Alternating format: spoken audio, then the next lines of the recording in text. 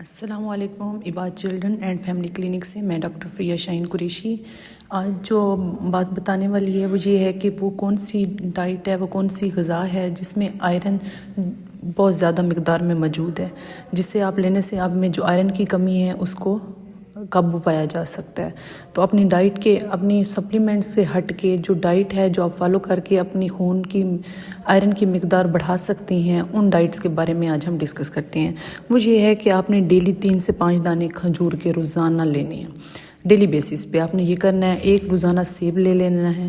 انڈا کسی بھی فارم میں، چاہے وہ ابلا ہوا انڈا ہو یا ہاف فرائی ہو یا آملیٹ کی فارم میں ہو، ایک انڈا روزانہ لینا ہے۔ ہفتے میں 1 یا 2 بار بڑا گوشت جس میں بیف ہو گیا، مٹن ہو گیا، ہفتے میں 1 بار بھی لے لیں وہ انف ہوتا ہے، اس میں آئرن کافی مقدار میں موجود ہوتا ہے۔ 5 نمبر پہ جو ہے سبز سبزیاں، جتنی بھی سبز سبزیاں جیسے آج کل ساگ، پالک، ان چیزوں کا موسم ہے تو سبز سبزیوں میں بھی کافی زیادہ آئرن کی مقدار موجود ہوتی ہے۔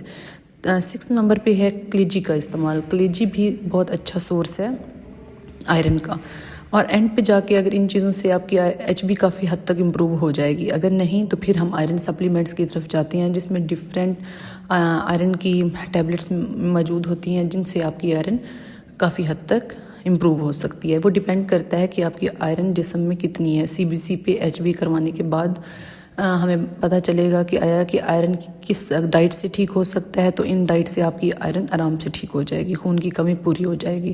نہیں تو پھر ہم آئرن سپلیمنٹس گولیوں کی طرف جاتے ہیں، اگر اس سے بھی نہیں تو پھر ہم آئی وی تھراپی کی طرف جاتے ہیں، اگر اس سے بھی کم ہے، ایچ بی 6 سے بھی کم ہے تو پھر ہم بلڈ ٹرانسفیوژن کی طرف جاتے ہیں۔